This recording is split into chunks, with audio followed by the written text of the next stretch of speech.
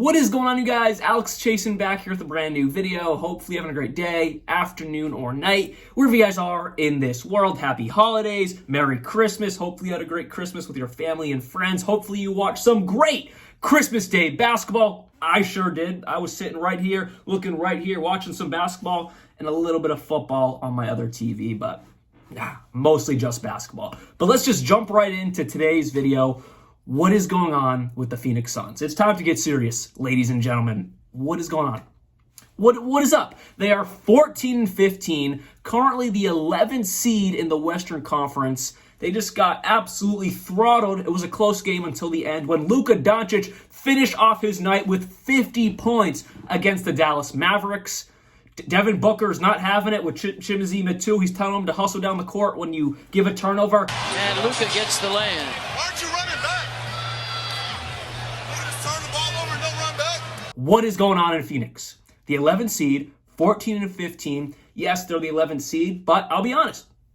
They're only half a game back from the Golden State Warriors for the 10th seed, that play-in spot. And weirdly enough, they're only 3 games from that 6th seed where the Los Angeles Clippers stand right now as I'm making this video. As we all know, the Western Conference is so tight, compact, whatever adjective you want to describe the Western Conference, it probably works because that's what it is. Just like last season, the same thing is transpiring this season. And it's insane because, yes, the Phoenix Suns are in a really bad spot for what we all thought. But, I mean, they're really still right there. So in today's video, we're going to be talking about the struggling Phoenix Suns. Why are they struggling? And what can they do to fix this season? The Phoenix Suns have lost 3 games in a row. They're also 3-7 in their last 10 games, not playing good basketball whatsoever, losing games they shouldn't lose, or barely beating the Washington Wizards 112-108. That game should not be remotely close. Kevin Durant had to play 35 minutes. He also had to drop 28 points. That shouldn't have to happen. Barely beat the 4-win Washington Wizards. There is no excuse why the Phoenix Suns should have just 3 wins in their last 10 games. You have Booker and Durant and a solid bench unit. I'll talk about the bench later because is it underperforming?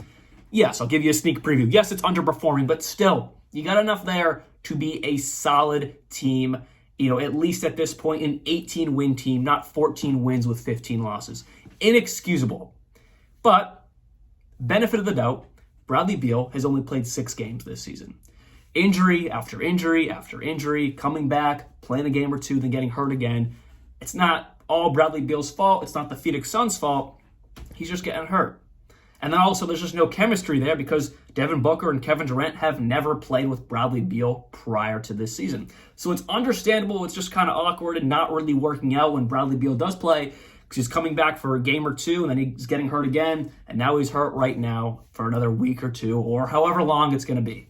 So point being that is definitely a pinpoint issue that is causing struggles for this team chemistry-wise. And then also a lack of a superstar, but you shouldn't really need him all the time because, again, you have Booker and Kevin Durant who are playing some fantastic basketball. They really are. Kevin Durant is averaging 30 points per game. Devin Booker, I talked about this in a prior video, he's now playing a point guard role. Around 28 points per night, a career high 8.5 assists a night. He has transformed his game to being a very solid overall player, not just a sniper, but also a facilitator.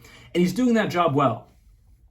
And then Eric Gordon and Grayson Allen. Grayson Allen had a fantastic game last night. What was it, like 32 points? He was the only one besides, obviously, Booker, because Kevin Durant didn't have a great game, but it was Grayson Allen who really kept him in that game the entire night. You drive and kick. It was either Durant or Booker driving and kicking. Grayson Allen in the corner or wherever he was, splashing down those threes. He had a great game, and he continues to have a solid season overall. Jusuf Nurkic is a guy I want to talk about for a second because yeah, on paper, his stats don't look bad. He has, 12 points a night along with 10 rebounds, but he was supposed to space the floor. The problem with DeAndre Ayton was he could not space the floor. He could, maybe sometimes hit a mid-range shot. Obviously, interior-wise, fantastic scorer. But Nurkic was supposed to space the floor for the Phoenix Suns. Last year, he shot a career high for taking more than just 1 attempt per night. A career high 36% from 3 on around 2.5 attempts per night.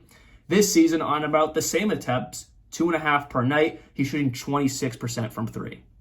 So a whole 10% decrease in his three-point percentage, which obviously doesn't help when this team is struggling to find other options to score.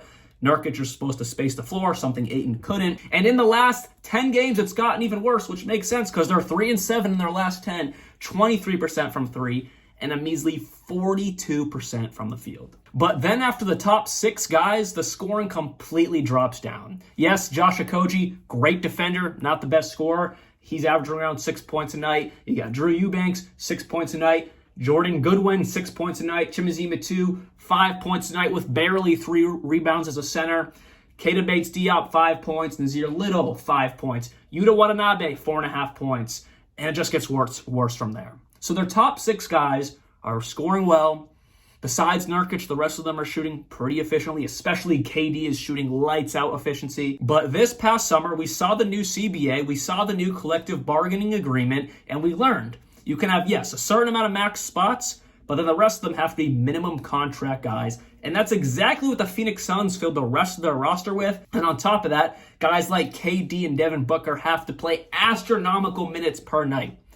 Astronomical minutes. Like I said earlier, Kevin Durant had to play 35 minutes to beat the Washington Wizards because their bench is just not quality guys. They're not quality basketball players.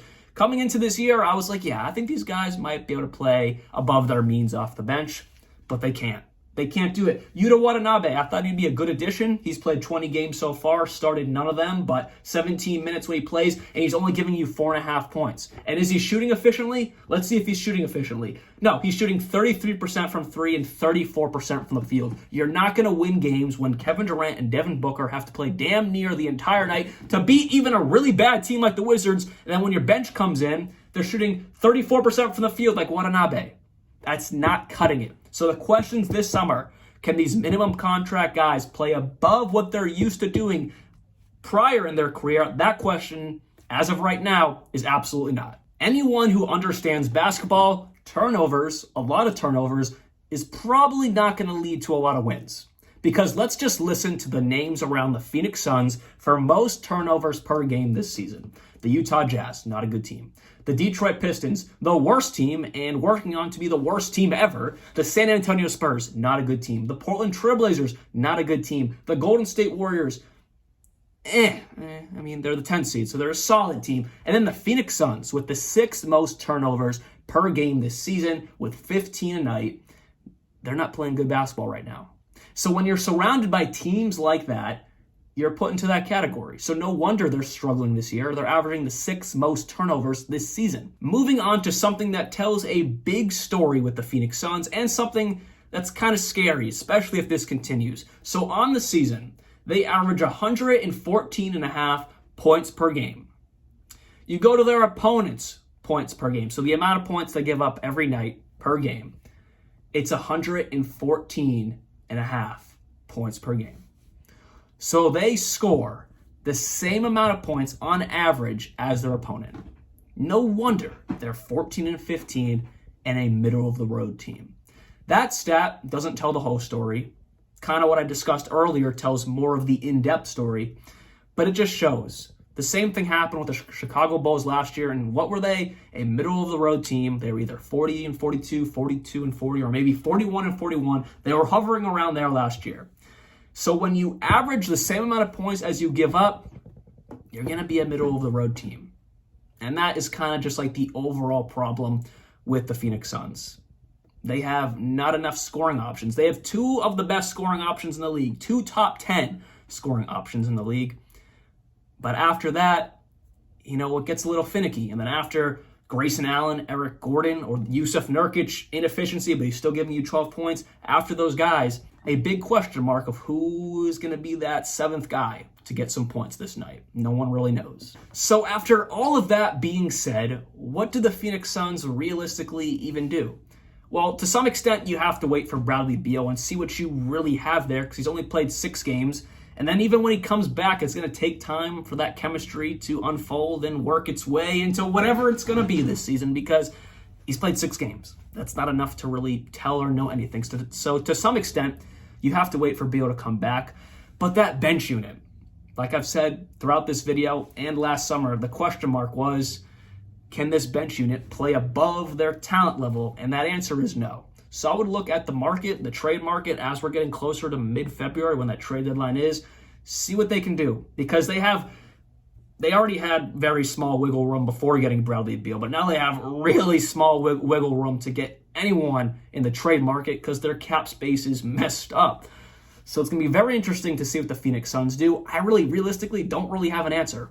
If I did, it would be wait for Bradley Beal, see if that can work out, and try to mess with the little bit of cap flexibility you have, because you really don't have much at all. So with that said, hopefully you guys did enjoy this video.